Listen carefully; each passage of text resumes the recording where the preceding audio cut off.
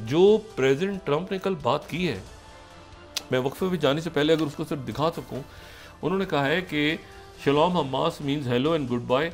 अगर fourth slide दिखाऊं, you can choose release all hostages now not later, immediately return all of the dead bodies of people you murdered और it is over for you. और I am sending Israel everything it needs, finish the job. और आखिर में उन्होंने कहा है कि this is your last warning for the leadership, now is the time to leave Gaza while you still have a chance, release the hostages now or there will be hell to pay later। अच्छा, उससे पहले ये लिख रहे हैं कि if you do you are dead, make a smart decision।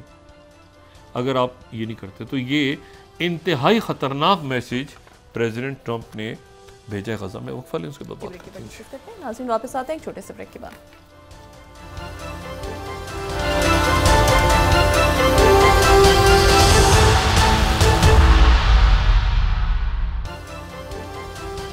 Welcome back नाज़रीन। Doctor साहब, अदम एतमाद की जो फिजा है, इसमें अपोजिशन का ग्रैंड अलायंस बन पाएगा?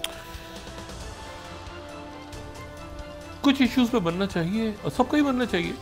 देखिए ना, ये जो टेररिज्म, हार्डकोर टेररिज्म सर उठा रहा है, तो इसके ये तो पूरे मुल्क का मसला है। सोशल अनरेस्ट, लोगों में बेचैनी, जाहिर है इन्वेस्टमेंट्स आनी है बाहर से, तो ये आपकी इतनी दहशतगर्दी मुल्क में बढ़ जाएगी। और फिर दुनिया के हालात हैं, 2,40,000 जो कानूनी तौर पे लीगल यूक्रेन के लोग अमेरिका में थे, लीगल, जिनके पास ग्रीन कार्ड थे या जो भी उनके पास पासपोर्ट्स मिल गए थे, जो कुछ था, उनका लीगल हैसियत उनकी ख़त्म हो रही है।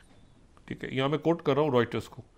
2,40,000 यूक्रेनियंस का लीगल स्टेटस रिवोक हो रहा है। ठीक है, और इसमें फिर लैटिन अमेरिका के भी यानी लीगल स्टेटस, जिनके पासपोर्ट्स हैं, जिनके पास जो बरसाबर से वहाँ मुकीम है, सारे उनको लीगल स्टेटस। अब जो वीज़ों पे कुछ लोगों की एंट्री जो है वो अफगानिस्तान, पाकिस्तान भी शायद उसकी जद में आ रहा है, बाकी एक अनसर्टिनिटी है। और इसमें जो मैं वो आपसे वो बात मैंने जो मुकम्मल नहीं की, वो मैं ये बता रहा था कि ये जो जितनी ना हार्वर्ड, ये जो एवी लीग स्कूल्स हैं ना सारे, जो 8 हैं, जिसमें हार्वर्ड है, ये 1636 में बना, फिर ये 1693 में बना, या पेंसिल्वेनिया यूनिवर्सिटी 1740, ये प्रिंसटन 1746 और कोलंबिया 1754, और फिर ये University of William and Mary, और ये सारी जो बड़ी यूनिवर्सिटीज़ हैं, ये सारी बरतानिया ने बनाई हैं, ये बरतानी दौर में बनी है। इनको ये ईस्टर्न कोस्ट में सारी। मैं ये कहना चाह रहा था कि जब वहाँ पर यानी पैसिफिक के उस तरफ बरतानिया मौजूद था, फ्रांस मौजूद था, और पैसिफिक के इस तरफ भी बरतानिया और फ्रांस ही मौजूद थे, जिनका फिर फड्डा हुआ और अमेरिका ने आज़ादी हासिल की। अच्छा, अब ये जो मैसेज आया है जो चाइना का, तो ये सख्त मैसेज है, और वो ताइवान और जाहिर है, लेकिन वो साथ ट्रम्प ये भी कह रहे हैं कि मैं बिग डील करूँगा, मैं मिलूँगा, शी जिनपिंग मेरा दोस्त है, सारी बातें साथ ये भी हो रही है। चाइना ने रिएक्ट किया आगे से, अच्छा आगे वो चल रहा है सारा सिलसिला। लेकिन इसमें जो गजा के हवाले से हुआ है ना मामला, वो कुछ अजब ही हुआ है। वो ये हुआ है कि प्रेसिडेंट ट्रंप ने यार रात को ये खौफनाक किस्म की, जब जैसे ही उन्होंने ये मैसेज किया ना, वो नेतन्याहू और ये जो ज़ायनिस्ट है सारे ये छलांग मार के, वो होता है ना एफिल टावर के छत के ऊपर जाके चढ़ गए कि अब तो भाई गजा फिर हमारा, वो तो तैयार है, हम तो कूद जाओ, बम गिरा दो, फलां कर दो। उसकी थोड़ी देर के बाद वाइट हाउस ने तस्दीक की, इस खबर आई और की तस्दीक कर दी वाइट हाउस ने कि 1997 के बाद पहली मरतबा बरतानिया और हमास बराह रास्त टॉक्स कर रहे हैं। अमेरिका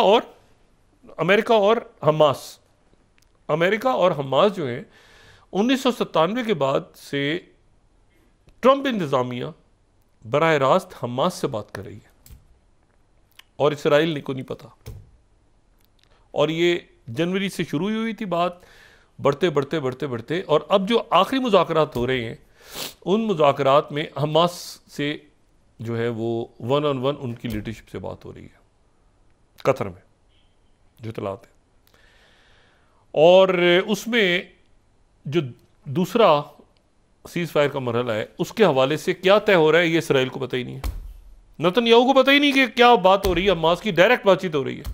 मेरा था स्टीव विटकॉफ गए थे अंदर, स्टीव विटकॉफ भी इसका हिस्सा है, और जो उनके एडम बॉयलर हैं वो भी इसका हिस्सा है। जो उनके हॉस्टेजेस के हवाले से, वो बराह रास्त बात कर रहे हैं हमास से। अब उसमें अरब ममालिक जो है उनका भी प्लान अपनी जगह मौजूद है, जो मिस्र की तरफ से आया है। उन्होंने अरब ममालिक को भी बहुत ज़्यादा इसमें इंक्लूड नहीं किया, उन्होंने हमास से डायरेक्ट बात कर रहे हैं। वो अमेरिका हमास से डायरेक्ट बात कर रहे हैं, और इसराइल के लिए तो ये चौंका देने वाली। अरब ममालिक को ज़ाहिर पता होगा, आपस में शेयर किया होगा कतर ने कि भाई ये हमास के लोग हैं और ये सारे। लेकिन आप ज़रा उनकी बोखलाहट देखें कि ये 17th Israel outraged over direct Trump Hamas talks, ठीक है। और ये फिर जनाब ये